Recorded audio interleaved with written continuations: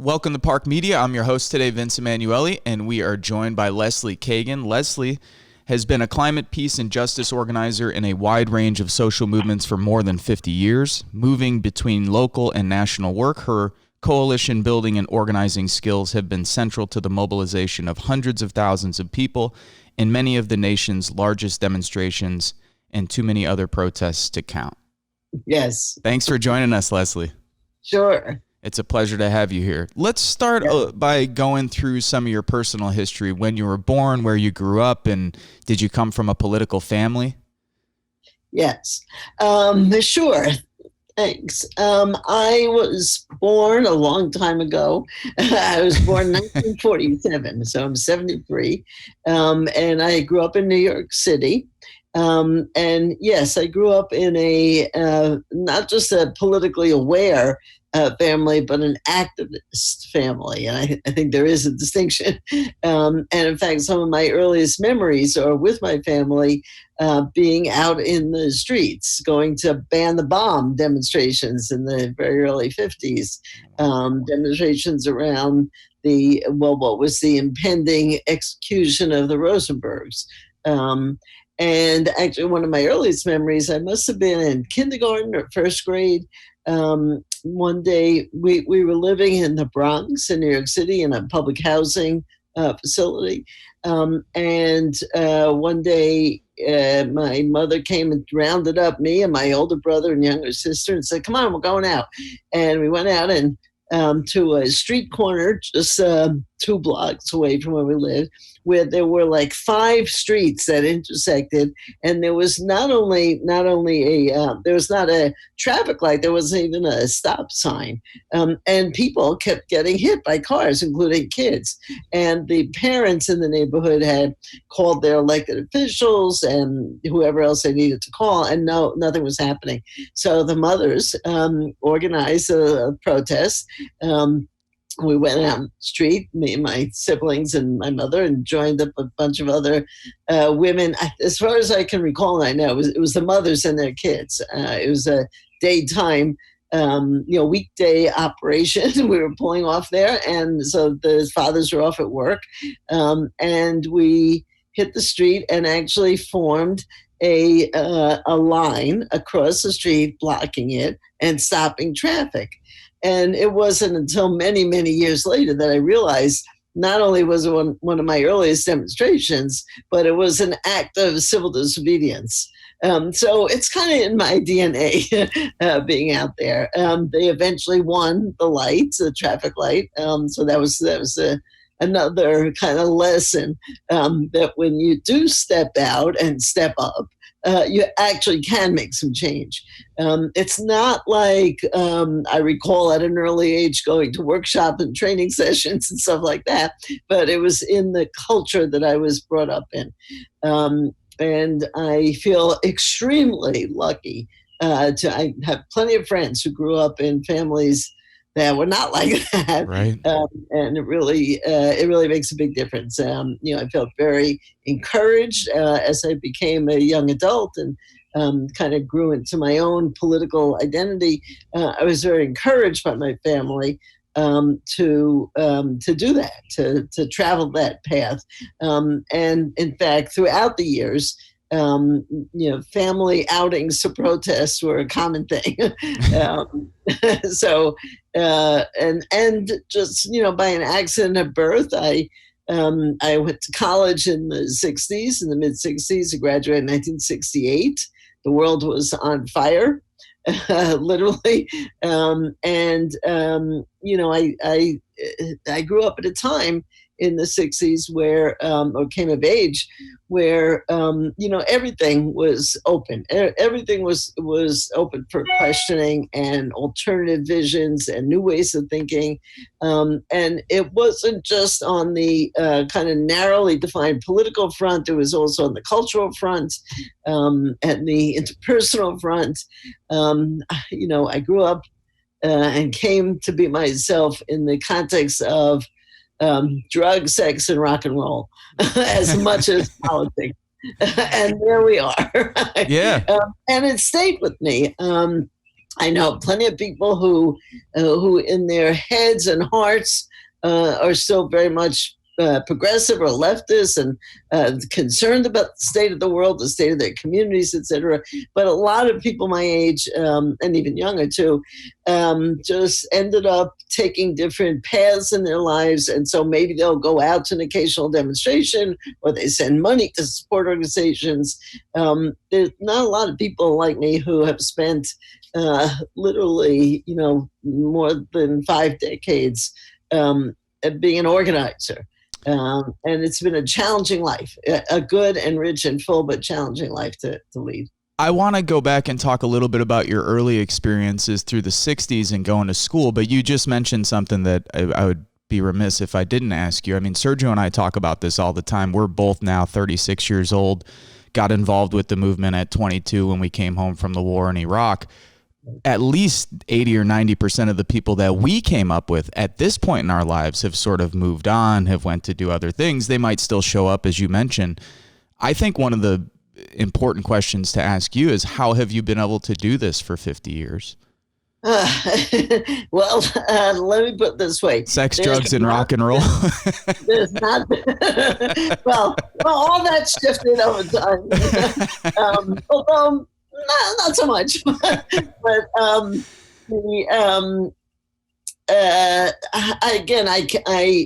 not did I grow up in, but my family is still, my parents have both died some years ago, but my siblings and their families and stuff, we all are extremely political people and active in our own ways. I'm more of an organizer than my sister and brother, but they're there. They're out at everything. And they just do different things. But so that having that throughout my life has just been a foundational piece and a touchstone that I knew from an early age I could count on. So that carries a lot. The other thing is, while there's not been financial security, and I've scrimped and managed, and of course, especially in the 60s and the 70s, not only things were cheaper, but life was easier. I didn't have school debt, largely because of my parents. They took out loans to pay for college and then, repaid those loans. But I wasn't burdened with school debt like, millions of people are still dealing with now, and I'm afraid might be for some time. So life was easier in that way. But I think that balancing against the lack of financial security, I knew right from the beginning that I was in the midst of some amazing work and projects and people. I have met over my life just amazing people, some of whom have names that are literally known around the world, and some of them are names that will never show up in history books, but they are the amazing backbone and heart and soul of the social change movements. And I've been at the center of some actually history-making moments, and there's something rewarding in that. It's not about money. It's not about pensions. It's not about, the material things, but it is about life. And then, I don't know how exactly this happened. I got good at it. I got good at what I do, at the organizing and the coalition building and everything else. And so that, so I get called on to do stuff, and that in and of itself is rewarding, to be appreciated for the skills that you do have and the contribution you can make. Let me just not go overboard here. It's not always been easy. There have been moments like, oh my God, I need a new winter coat. Where am I going to get that? And luckily my parents would come through and help me get a winter coat. Right. Again, I had that family and community support that just has made the world a difference. Have there been times throughout the last 50 years where you've just taken a break? I mean, could be for a few weeks, could be for a few months. Yeah, I think the most I've ever done was a few months. And several of those were kind of forced on me quite a number of years ago. I guess it was like in the mid 70s or late 70s. I can't remember exactly what it was. My back went out. And I was literally in bed for a week. I could hardly turn over. And so that took a few months of just needing to calm down, Right. to slow down. So that was like forced on me. And I think it was probably through that experience that I realized that it's really important to actually not get to that point, to take the breaks before you break down. And so I've been a big advocate for myself and other people to take vacations, right? To just take a break. And even sometimes a week will do it. Sometimes it's a month. I think the most I've ever done has been about 3 or 4 months. The most recent time I did it was also forced on me. My partner of many years died 2 years ago, just this last week, 2 years ago. And after that, I just pulled back from everything. I mean, I was gradually pulling back. It wasn't a sudden death. It was actually a very long and difficult illness that she had. And so I and everybody knew that this was coming, and I was pulling back. But when she died, I said, I just need to pull back. So I took about almost 4 months of, near the end, the last month or so, I did little forays out to, demonstrations or forums or, things like that. But I hadn't organized them, I was just going in. So, and then I eventually got back at the swing of things. But, anyway, like I said, I've always been a big advocate of taking breaks. And if you can go far away, like into a completely different setting, if you can go to another country, if you can do something that really forces you to look at life and the world and yourself through a different lens, it can be very helpful. It can be very informative and interesting. And it puts, especially going to other countries, for me, this has been true, it makes you see things in this country a little bit differently. Doesn't completely, for me, it didn't completely alter my worldview, but it put another light was shining on the issues, the problems, the dynamics in this country by being removed from it. So I'm a big advocate of that. So you came up, you were right in the midst of one of the most important and interesting periods of political change in this country's history. I think you said you graduated college in 1968. Yes. What was this period like for you? Where did you go to university, and what sort of activities were you involved with during that period? Sure. I grew up in New York City, as I said. And when I thought about going to college, my parents were middle class. They had grown into the middle class as I was growing up. They came from working class families and got educated and got jobs that got better and better, and were able to pay off loans and became part of the middle class. And hold on 1 second, I got to close this door. And the what did I say? What was the topic here? It was, we're just having a senior moment. That's okay. That's okay. I just was wondering. I was just asking where you went to university and what you were involved with during that period. So I wanted to leave New York City. I got you. New York City. So I went, but my parents were rich. I went to, in the state university system, I went to the college that was the furthest away from New York City and still be in New York State. A small college called Fredonia. Sort of between Buffalo and the Ohio border, okay, right on Lake Erie there. It was brutally cold. Yes, it is.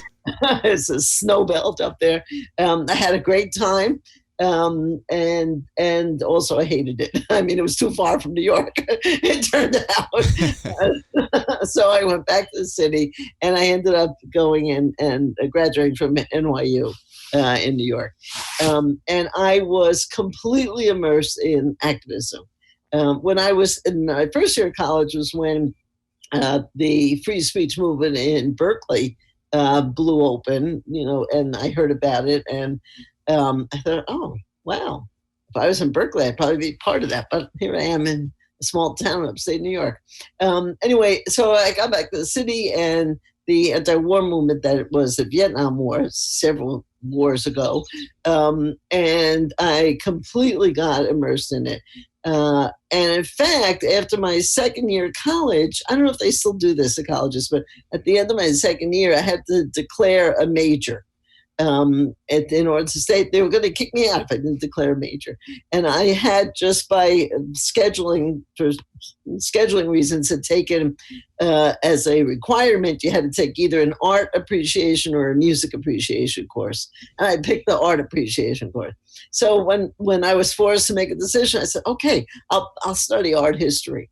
What I didn't realize at the time, but as I took a number of courses over the next several years, was that it was another way to study history, and actually a very interesting way.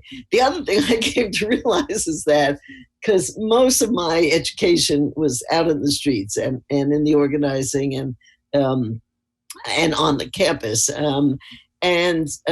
what I came to appreciate was that in art history classes, they have to turn down the lights, to show slides.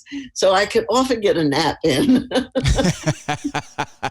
I was not very much of an academic, it's not very bookish. But I got through it and I graduated. And like I said, it was 1968. And so most of my activism at that point was around the anti-war stuff. I had, and I think that was a direct line from, like I said, the early days of going to ban the bomb demonstrations, with my parents. My mother was very active in the movement around ending nuclear testing, or atomic testing, as it used to be called, because especially above ground testing, the fallout from that would get into the ecosystem and end up, the strontium-90 would end up in the milk that kids were drinking. Right. So, and I grew up, I was born 2 years after the end of World War II. I grew up in the shadow of World War II, and particularly of the atomic bombings of Hiroshima and Nagasaki. So the anti-war thing was part of me right from the beginning. And then I come of age as a war in Southeast Asia is horrendous right from the beginning, but it keeps getting bigger and worse and expanding, and certainly more U.S. Military people were dying. Honestly, though, it's a fraction of the number of people from Vietnam and Cambodia and Laos that died. I mean, literally millions and millions of people died, and everything else that happened in those countries. So the anti-war work was kind of the bedrock for me. It was the foundational piece, and I got very involved in my campus anti-war group. It was called the NYU Committee to End the War in Vietnam. And there were committees like that and groups like that all over the country. And I became the chairman, and that it was, again, not until later on that I realized that was a problem, calling a chairman. But I was the chairman of that committee. And actually, it was during that same period that I got introduced to the early days of the second wave of feminism and the women's movement of the late 60s. And that too changed my life and brought a whole other dimension in terms of my own, my consciousness about the world, but also my understanding of myself all shifted. It shifted not to drop the anti-war work or the work around racism, or other social stuff, but it added more layers and complicated those dynamics, complicated in a good way. So there I was in 68, graduating from college. And the question was, a lot of my friends were going on to graduate school, and I was never, like I said, much of an academic. I thought about going to graduate school probably for about 20 minutes and decided not to do it. And I had looked around, and I was, like I said, very engaged in anti-war stuff and already gotten involved in before I graduated in a national on a national level. And I was part of what was called the Student Mobilization Committee to end the war in Vietnam. There was the National Mobilization Committee, and then there was a Student Mobilization Committee. And I ended up in the leadership body. I don't remember if we called it a steering committee or a coordinating committee, whatever, but the leadership body, which was itself a coalition and gave me a lot of very hands-on experience in coalition work. And I saw people who were just 2 or 3 or 4 years older than me, mostly men, but a number of people who were doing that work full time. And I said, well, if they can do that, why can't I do that? And I managed to do that. And before I know it, here I am, 73 years old, and still wondering about how we're going to end war. Well, I mean, I think this is something that a lot of people, you tell me if I'm wrong, but I think movements have done a better job of this. We're still not good enough at it. But I think sometimes when people read history, they go, okay, there's the bad guys, the government, the corporations, et cetera, and then we have the good guys doing their thing. Trying to fight back, trying to organize. But in fact, within those movements, there's so many different struggles. I mean, I'm thinking of a book from a scholar here in Northwest Indiana called Black Freedom Fighters in Steel that sort of documents the fight of black workers within the steel workers movement throughout Northwest Indiana and the struggle that they've, had within just fighting for democratic unionism within the union. Right. How much of this do you think we've dealt with properly over the years? How much more work do you think we need to do? I mean, it seems to me that depending on which movement we're talking about, the dynamics are much different. Geographical areas are much different. How much of I can see that being a challenge today. I can only imagine the kind of challenge this was in the 60s and 70s. I mean, when you told me that you were in charge, the chairman of the committee at NYU, that to me, even in and of itself, is surprising. That wasn't the norm at all. No, it wasn't the norm. And yes, it was difficult. And in fact, part of one of the key motivating forces of the student part of the anti-war movement was around the draft. And the draft into the military. And at one point, I don't remember the details of, there was some change in the draft policy. And I think a lot of students who got deferments, that was going away. So students were going to be more vulnerable to being drafted. And so we were having one of our regular meetings, and I began the meeting, and the draft, whatever that new change in policy was on the agenda. And a man who had been very active in the committee, and a friend of mine, got up and said, well, he really thought that, it's very important that we talk about this, but that the women should not say anything. That just the men, because women weren't vulnerable to the draft, or, there wasn't a possibility. So the women in the group, including myself, we all looked at each other and said, fine. And we all got up and left the room and had our own discussion. They don't want us in the room. Well, we can talk without them. We can plot and plan and organize without them. And that was another part of my own it kind of hit me in the face, but my coming to terms with the fact that there were gender dynamics. And it wasn't just that men faced the draft. There was a dynamic around the men wanting to control that situation. So, and yes, and there have been other, I think the dynamics around gender, around race, around class, and then around sexuality, they are, in my experience anyway, they've changed over times, but we are far from over with those internal struggles.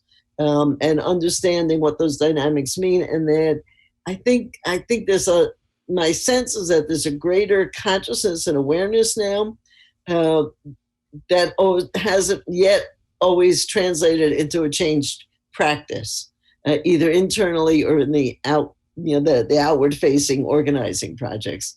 So it's one thing to have an analysis and some big picture concepts that you're down with. It's another thing to make dramatic changes in your relationships, your organizing relationships, and that the power dynamics in your various groups and settings, and in your own life. And if we're not really seriously struggling on all those levels, then we're going to miss something very important, not only important to our own mental health and well-being, right, but something very important to the actual ability to make not just changes, but lasting changes, changes that hold. And that, I think, is really the goal. It's not about Band-Aids, and it's not about a change for a year or two, and then the right wing comes along and wipes it all out. The profound changes that need to be made require us in our own lives, in our organizations and communities, and everything we do out in the world, to constantly be struggling with the power relationships and the power dynamics. I know it's changed in terms of how the pop culture has dealt with this. It's had to have changed radically over the years. What I find interesting today, like a different layer of challenges, is today you might have, for instance, Sergio and I were watching this TV show that we enjoy, Yellowstone, the other night, and there was a commercial that was like a Toyota commercial where this woman was in an argument with her boyfriend, and another woman came along and she tossed her keys to this new Toyota, and she was like, if you want to get empowered, sister, jump in the Toyota and get away from this guy. So I mean, like, the one message was like, you don't need your loser boyfriend who's messing with you all the time, but the other message was like, to do that, like, consume this car. And I mean, this has to be mind-blowing for you coming up at the time you did, fighting the struggles you did, then to see like multinational corporations today trying to like co-opt and change this message. Or I mean, is this like one of the challenges we face today that's much different than before? Well, there was a challenge then. Also, the corporate world has always, in my experience, been tuned in to what's going on around it and manipulative enough to try and figure out how they can advantage from it, how they can benefit from it.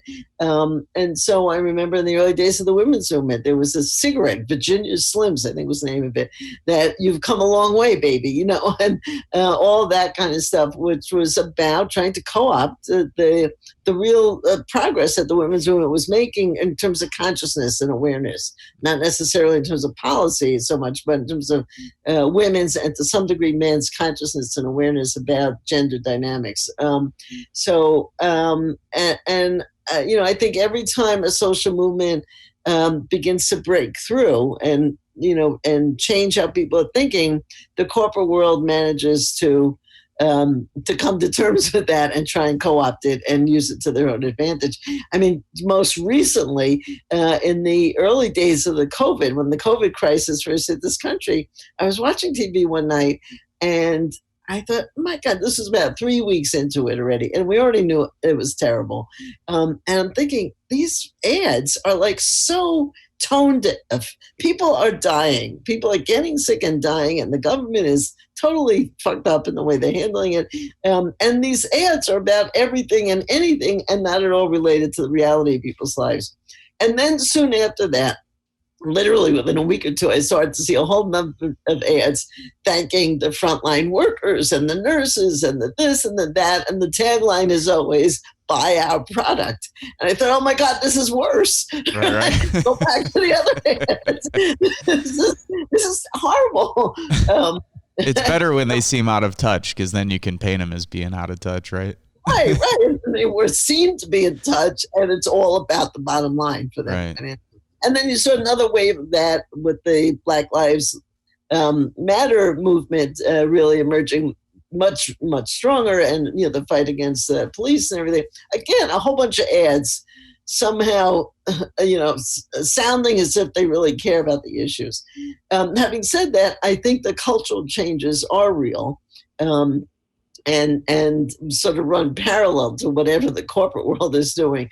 And I think the cultural changes are significant and important. I don't think we should denigrate them as being, a secondary part of the struggle or whatever. They have to be integrated in. But I think that I don't know what other people my age would say to this, but my feeling is that it is just a constant struggle. So the details may change, but the themes of, addressing race, class, gender, sexuality, and then, later on top of that, we have come over the years to understand there are other ways that particular groups are vulnerable and oppressed and ignored and deemed expendable and disposable. And, what I've always hoped, it doesn't always work out this way, is that that as each new understanding by a group, by a constituency, a community of people about how they are oppressed, as that becomes more publicly understood, the hope is that it doesn't again say to put aside everything else we've learned, but it adds to it, and it's a cumulative kind of thing. It's a process, and it's complicated because it is so multi-layered, I think. But that doesn't mean we should step aside from it. It just makes it more interesting. Yeah, absolutely. I'm thinking about any kind of lessons or parallels that you would draw from those later Nixon years, the late 60s, 70s. Now, when I was first learning about this history, what I found amazing, of course, is that you have this explosion of movements around the world in 1968. I mean, sometimes we just focus on the U.S., but this is happening all over the world. Anti-colonial movements in Europe and beyond, Mexico. But then in 1972, we have Nixon reelected. And I think that was shocking to me when I first started reading about this history many years ago. I look at some of the same today where I go, you have the movements, you have people in the street. We're, seeing as much activity as we've ever seen here regionally and even nationwide. But people are still, I think, legitimately concerned that Trump could get elected again. What kind of lessons, what kind of parallels could you draw from that period to then look at today? And, what could we learn from that? How could we move forward in a way that's reasonable, learn those lessons, and perhaps, be more successful now? Yeah, I think that one of the lessons I learned, and I think it came to sharper focus in that period that you're talking about, was that, two lessons I would say. One is that every time we secure a victory, we can't quite assume that's really secure, right? That they come back at us and they chip away at it and they fight us on every front. So as the struggle of working people and the formation of labor unions developed over, going back to the 20s and the 30s and the 40s, and, these were mass organizations, labor unions. And I forget now what the percentage of organized, workers are in labor unions, but it's tiny. It's a little over 10%. Yeah, so that's not enough, Right. And on top of that, a lot of the unions, their politics are not so great to put them up. Yeah. But every victory, when the Roe v. Wade decision, the legalization of abortion. Well, now, most counties in this country do not have abortion facilities. And the chipping away at that. And it's not just chipping away, the pounding away at that right. So I think it was in that period that I began to understand that for every victory that we win, every step forward, they're gonna come at us again. And we have to find a way to not only add newer victories and deeper victories, but to hold on to what we thought we had won, and not let them chip away or pound away at it.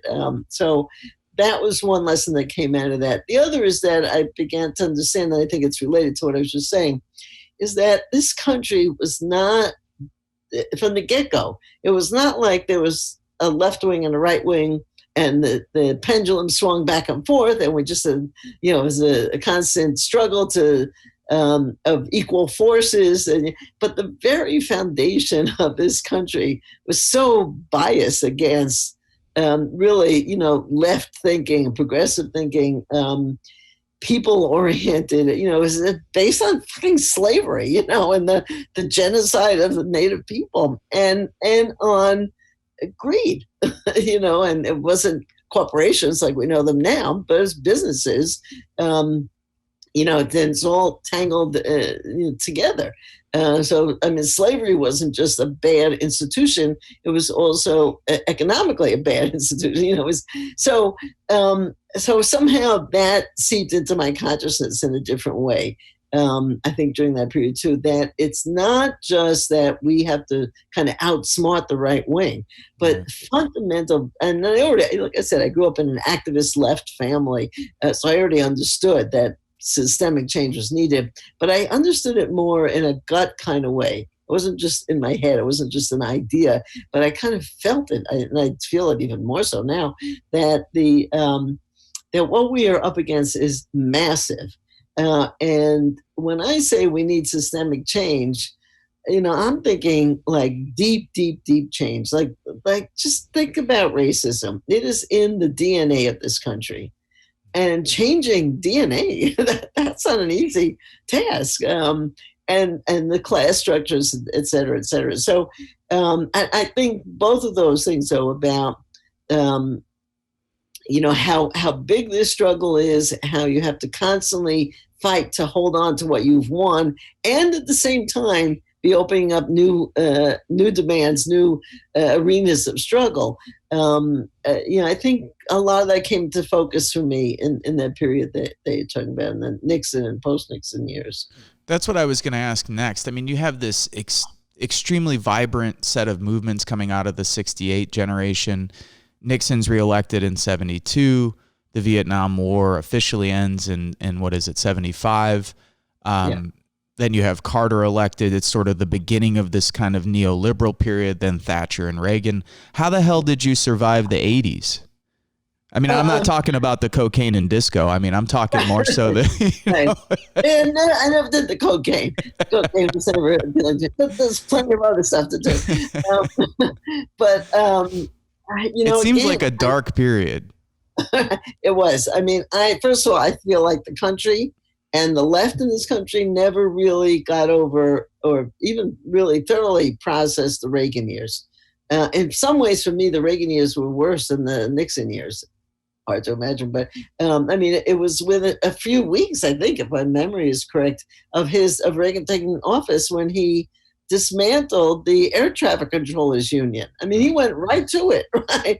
To dismantle, any progressive victories. I mean, he and they didn't succeed on every front, but they really did a lot of damage in terms of how the economy works and the other gains of social change movements. They really, took a hammer to and started sledging away. So it was hard. The Reagan years in particular. I mean, I think with Nixon, we were, in those years, people in my generation were still kind of high, literally and figuratively, on the 60s. We were still kind of floating out there, and still believing, okay, this guy is terrible, this administration is terrible, and a lot of things have come to light, and that's good that they come to light. So we just have to work harder, right? And we can do it. By the time Reagan comes in, it's like, oh my God, this is even worse than Nixon was. And I think, I can't remember now every election, but Reagan was very popular. And he got elected twice, Yeah. And it was kind of like, oh my God, this country really is fucked up. Yeah. It's really, really is bad. So it's more like that. But I guess I and a lot of people like me, in terms of my age and everything, were so already deeply immersed in the politics of change and the personal commitment to be part of building movements that we weren't going back. It's just now some of my peers became teachers. But they took those politics into that. I think we're seeing the results of those people who went into teaching, from elementary school teachers right through postgraduate. That I think we're seeing the positive fruits of that. Some did different kinds of jobs, went different ways, but a lot of people kept the ideas and the commitment alive and passed it on to whatever arena they were in. And I think that like I said, is good, and it's always a challenge. I mean, I think a lot of organizers think of the challenge of bringing new people in, which is an ongoing challenge, but there's also an ongoing challenge of maintaining people's participation, even if their own personal realities change from month to month or year to year. How can they stay engaged? And I don't think anybody, I know there's no formula for that. No. Nobody's figured that out. We ask everybody we can ask, and they don't have an exact formula. So, right. What kind of movements, organizations were you working with during that period? And you can even take us up through the the sort of early 90s or the Clinton period as well. I mean, both of those decades are interesting to me to learn about what people from the 68 generation maintained doing. Some moved into working with farm workers. I know our friend Kim Sipes often tells us that there was some really interesting anti-nuclear weapons movements in the 1980s. There was, all kinds of different things happening that even though it was a dark period, there were things happening. So there was a lot happening, actually. There was a lot happening. And yes, it was a dark period, both. You're absolutely right. But let me see. In the 70s, I came out as a lesbian in 72 and immediately put all my heart and soul into the very early, it was still very early, the gay rights movement, lesbian and gay rights. I mean, the terms have changed quite dramatically over the years.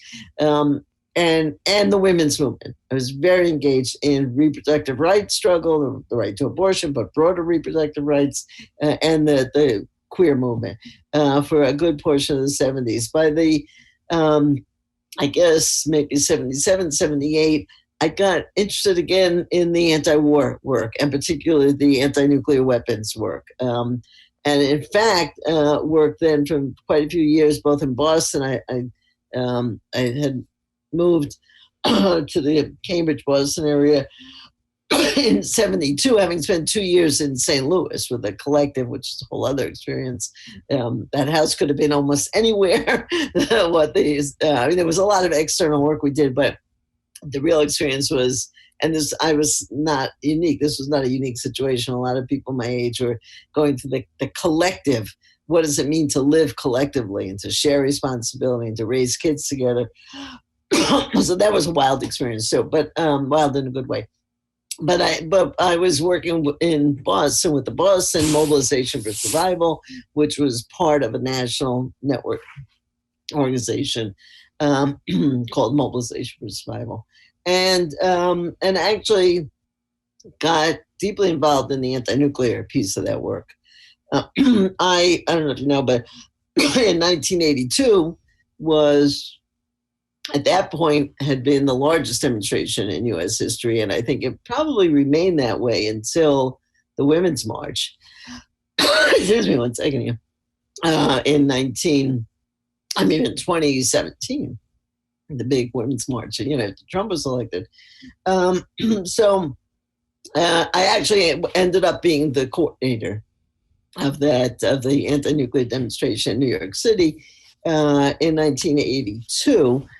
Technically, theoretically, there were three of us who were coordinating it, but there were three people coordinating it. One was in charge of money, keeping track of money and helping to coordinate the fundraising and stuff, but mostly keeping track of money and how it was being spent. One was in charge of the program for the rally. I was in charge of everything else. Outreach, logistics, right, security. So I was the organizer. And in fact, there's actually almost a book that I could write about that experience and my personal experience. There was a lot of resistance to my being in such a visible position. No one ever said it to my face, but I certainly felt it, and I heard about it second and third hand, that because I was an out lesbian. It was very clear that for some of the forces in that coalition, they were worried that would alienate people.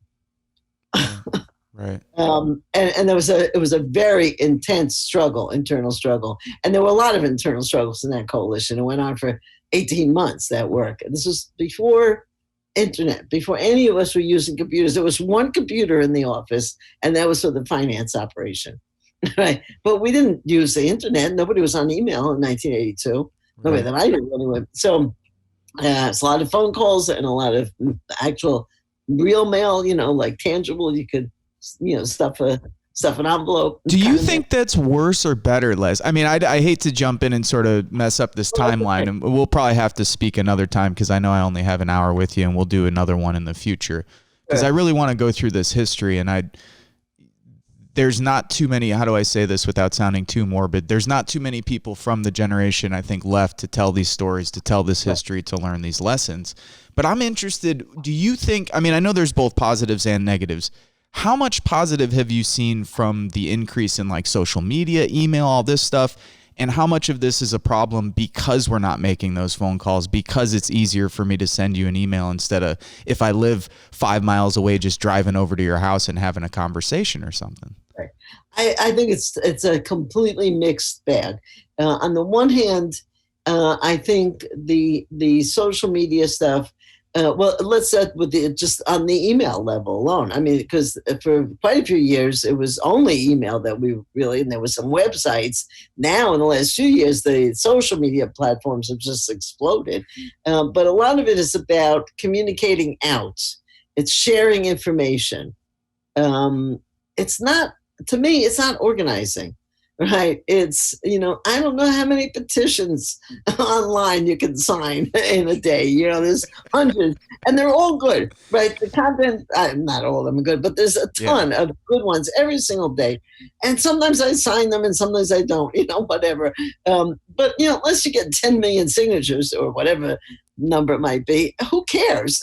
And so I think there's been a kind of, not that wasn't purposely done, but a kind of a kind of confusion between using the social media and the email and organizing. To me, I'm kind of old school. To me, organizing is you knock on someone's door, right? You convene a community meeting or a workplace meeting. You hand out leaflets, you talk to people. Yeah. You actually literally talk to people and you look into each other's eyes. Right? Yep. That's one of the weird things about Zoom now, but obviously we're all completely dependent on it now, but you still don't get the same kind of human interaction. And even though you can see people, you don't get quite even the reading of the body language as clearly as when you're in person. So I think that it's a tool. The email, the social media platforms, all that are vitally important tools, and we need to use every tool we have available. But they should be tools in the service of organizing, not seen as organizing themselves. And I think that particularly now, we're in a particularly hard time. It's hard to go knock on doors. So it's been a mixed blessing for me. This new set of tools that we have. I don't want to throw out the old tools. I still really firmly believe that being out with people, talking to people, being where they are, not always bringing people to where you are. And then, of course, I am a firm believer in public activity. I think that it's, I happen to like being in marches and being out there with people, whether it's 50 people or 500,000, I like that. Personally, I know a lot of people don't like it that much, but it doesn't matter whether or not we like it. It's in the kind of, quote, democracy that we live in. And I'm talking about even before Trump. It's shifted the ground. Yeah. But the kind of democracy we live in, there are very few options to actually have your voice heard. And one of them is in the public square, it's in the common. And we have to constantly be claiming that space and using that space creatively.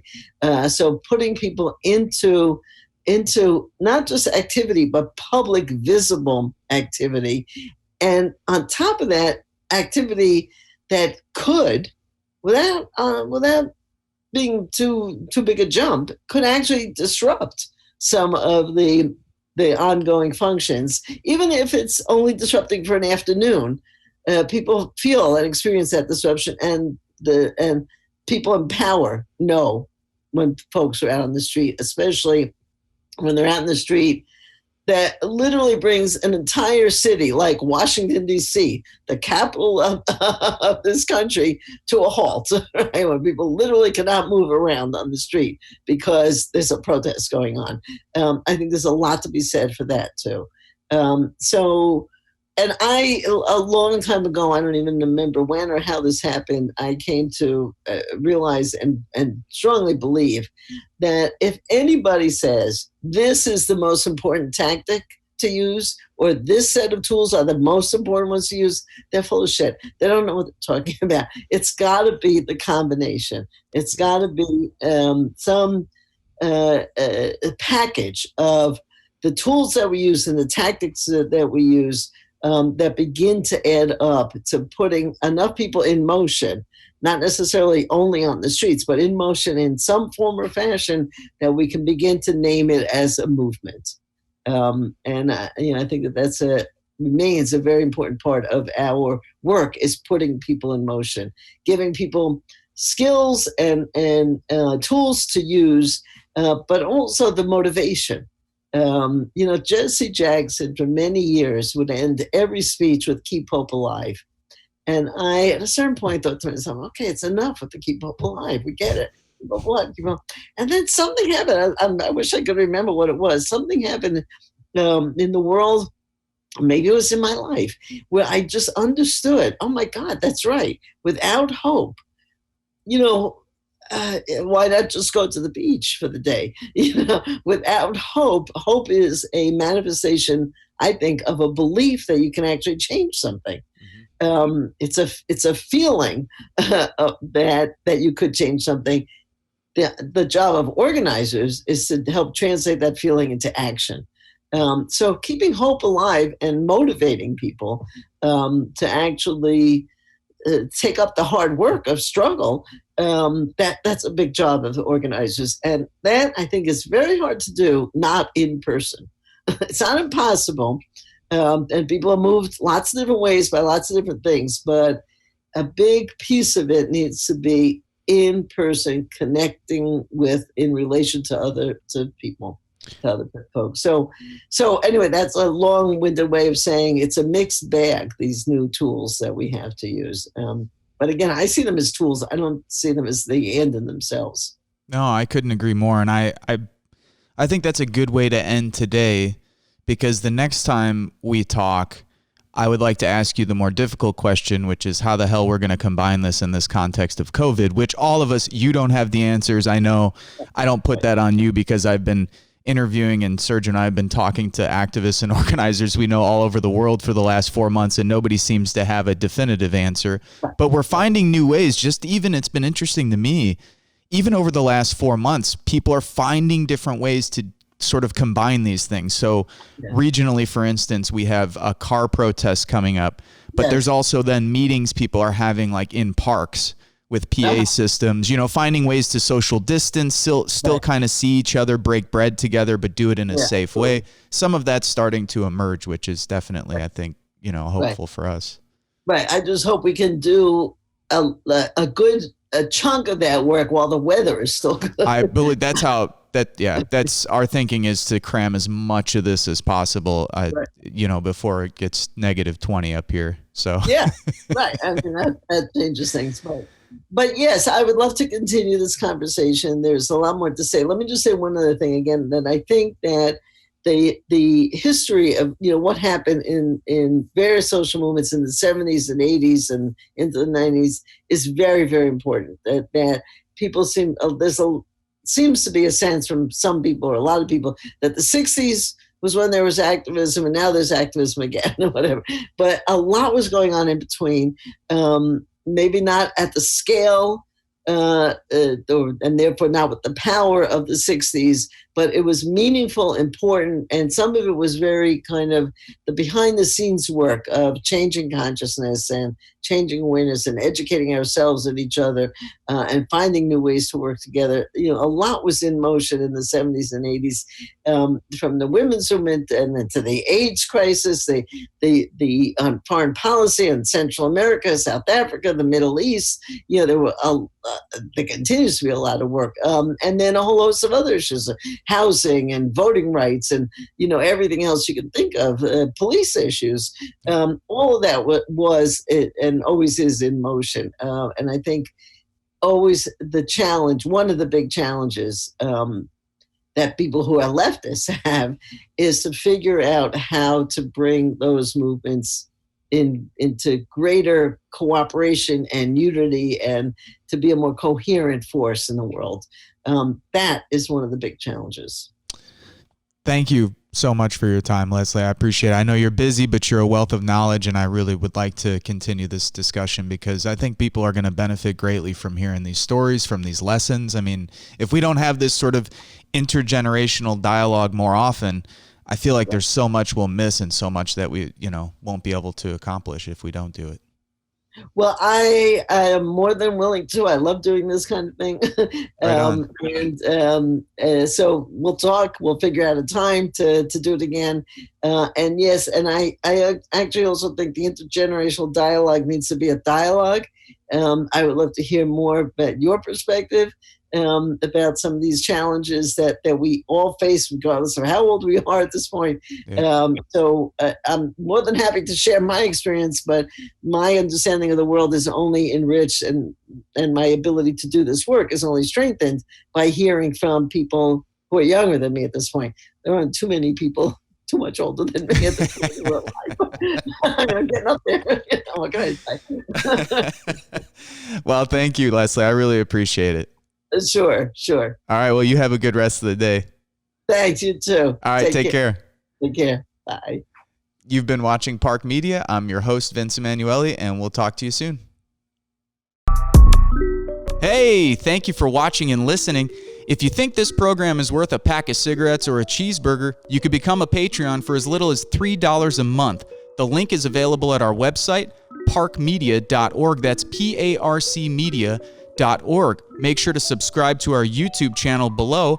Also, you could find us on Instagram at Park Media, Facebook at Politics, Art, Roots, Culture, and you could find me on Twitter at Vince Emanuele.